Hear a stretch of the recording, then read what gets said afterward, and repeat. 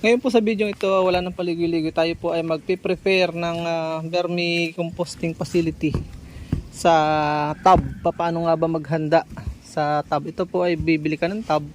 Nabibili lang po ito ng 250. Ngayon, ganyan average price yan. Bubutasan mo yun sa loob, sa ilalim at kukuha ka ng mga bunot na ganito. Wala nang paligoy-ligoy, dire-diretso na tayo. Ilalagay mo ng 1/4 pahiga, ganyan o. Bakit kailangan babad po sa tubig? Para hindi po siya taguan ng mga kubra. Yan o, pahiga. Pahiga siya. Patagilid at pahiga. Yan. 1/4 mo siya ilalagay dyan. Yan. Medyo yung sa ibabaw ay pahiga. Yan. 1/4 lang. Tapos substrate na po yung sa ibabaw. Magpiprepare ka ng mga ganitong tricanthera. Ang tawag po dito ay tricanthera. Sa English is, sa ibang tawag ay Madre de Agua. Yan o. O ha? Diba? Pwede na yan. Lalagyan na natin ng, mag-prepare ka rin muna ng advance ng banana bracts ito. Banana bracts sa ilalim para may tirahan sila lumamig. Hihigop, ilalagay mo lang yun doon. Kung meron kang backyard lang naman ito, kaya wala nang giling-giling. Kung may gilingan ka, tawag dito, nalimutan ko na yung gilingan na yun, yung nalimutan ko na nga, pakicomment na lang, nalimutan ko mga gayong talagang di na tayo na bata. So yun, ang unang sahig, kumbaga sahig ay level ay yun o, banana bracts, yung bunot, tapos banana bracts. Tapos maglalagay na po tayo ng dumi ng hayop. Ito po ay dumi ng mga tupa. Sa mga previous vlog ko ay napaka ano nga po nitong efficient nitong dumi ng tupa. Tatanggalan natin ang mga dumi ng mga buto ng Gemelina dahil sisibol po yan, magiinit. Kailangan ay basa na. Yan o, ito yung mga buto ng Gemelina. Pag sibol niyan, mainit yan. Tatanggalan natin. Kung hindi mo naman magawa, edi abangan mo sa may bowl. Yan o, kita nyo, yabo. Napaka healthy niyan. Kung wala kayong ganito, manlimot po kayo ng dumi ng kalabaw at tunawin nyo sa tubig. Yun, pwede na po yun. Mas maraming grass, pwede po. 50-50. Kung gusto nyo pong mapanood yung ibang video patungkol dyan, so ilalagay natin yung unang layer. Wala tayong tripod para makita nyo na actual. Yung unang layer ay ilalagay natin. Oops, sumala yung iba. Lagyan natin ang unang layer. Kamayin natin. Walang diri-diri sa organic. Lupa naman po yan. Maghuhugas tayo ng kamay after. Bawal nga po pala sa organic yung madiriin. Ano po? O yan, basa ang lamig. Dapat ganito ka malamig na yung kanyang klima dahil mainit po yan. Yung kanyang temperature 30 degrees pababa. Kung gusto niyo po malaman yung diniscuss ko dati ng buo patungkol sa vermicomposting, panoorin niyo po yung sa Agibaloy TV. Vermicomposting 101 with Sir Eric. Puro theory po yun. Yung padalwa ay yung actual. So yan, ilalagay na natin. Yan yung ang purpose ng banana bracts ay pagkain din po yun for potassium supply. At hihigupin ito pagka kahit hindi mo na madiligan, tinatamad ka, pwede na po siyang higupin itong mga tuyong dumi na. Kung tuyo yung nalagay mo, hindi ka na magdidilig. Bunot, banana bracts, saha, tapos dumi, banana bracts uli, dumi, banana bracts uli, mga dahon dumi, tapos dahon ng mga leguminous crops, or pwede po yung malunggay, pwede po yung ipilipil, pwede yung kakawati at Madre de Agua o tricanthera. So yun, maglalagay ulit tayo ng kaunting banana bracts.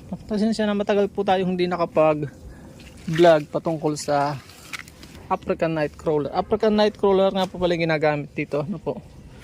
Wala, dito yung ating facility, vermibed, pabayaan na.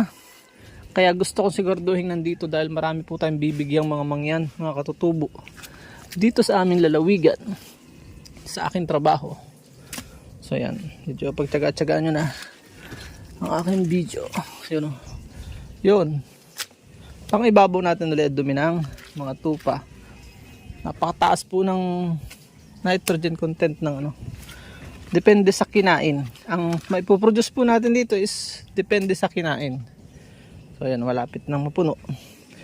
Yan po is kaunti lang matitira. Wala pang kalahati. Yan o. Ako po hanggang ngayon ay tuloy ang pag-aaral. Hindi tayo expert dito. Dahil tayo ay mahigit 10 taon. Hindi pa expert na. 10 taon. So napabayaan ko nga po kaya.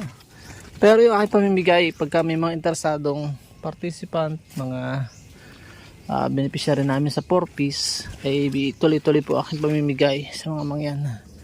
Pag may napapadalaw dito sa akin, sa bayan po ako at napadiscuss kami dito at gustong gusto ay pinaghuhukay ko siya diyan. Bahala siya maghukay para kayo po maghuhukay para maramdaman niyo yung pagiging organic farmer. Yan po yun. At namimigay po ako ang maximum lang na 12 piraso. At yun sa isang 2 buwan ay napakadami na. Ang usapan dahil organic farmer walang madamot. Mawal sa organic ang madamot, mamimigay ka din. Ganun lang kasimple ang usapan doon. So yan, naka 6 minutes na agad tayo. So ilalagay ko nito. Yan. Ilagay ang sa ibabaw ang dumi ng tupa. Any ruminant waste, animals waste. Kalabaw, baka, baboy, pwede rin. Mababa lang po ang sustansyang makukuha mo sa dumi ng baboy. So yan ang ibabaw. Yan o. Yan na. So ilalagay natin ito. Dahon. Saglit lang yan. Tunaw na yan. Bistahin natin. At atin didilig-diligin every 2 days. Bistahin natin dahil pa kami nakakakit ng mga kalaban. Ang kalaban po niya palaka, daga, etc. So yan o. Yan na lang po yung pag-prepare. Pwede rin po sa ibabaw yung dahon mismo ng saging. Pwede rin po ang gabi. So yung mapapansin natin yung mga bulati nandiyan lang dito sa mga gilid-gilid na pabayaan na nga. Nandito lang yan. Nahihiya sila. So yan o. Dito tatago yan dyan. Dahil natakot sila sa mga bibi. Ay pag nawala si bibi dahil kakatayin ngayon New Year. Wala tayo makita. Aabangan na lang natin. Naakyat yan ang kusa dyan. Ganyan kalayas yung mga medyo mahirap maghanap. Hayaan na lang natin bumalik sa isang araw. Wala pa yung bulat Nandiyan ako nung sa mga sanong-sanong na yan. Nakadiri lang ngayon dahil may mga bibi. Pagka namatay yung mga bibi, papakita ko sa inyo, nagkukusan na rin yung babalik. So naway may natutunan kayo sa pag-prepare sa timba. So huwag nyong sayangin ito. Ito naman po ay ibabalik natin ng nakakawang. Kawang lang, kawang. So kawang siya. Yan. Huwag mo siyang isasagad para magkaroon ng hangin. Ang principle niyan, simple lang po ang principle ng pag-aalaga niyan. Madilim, mahangin, malamig, at matahimik. So yun po ang principle ng pag-aalaga ng bulati para gusto mong mapalago sila ng mabilis. Ulitin ko po, madilim, matahimik, mahangin, mahalumigmig, at matahimik. Yun po ang sekreto para sila ay dahil mabilis ang production nila pagka madilim at matahimik, mahalumigmig at malamig ang panahon niya, madilim.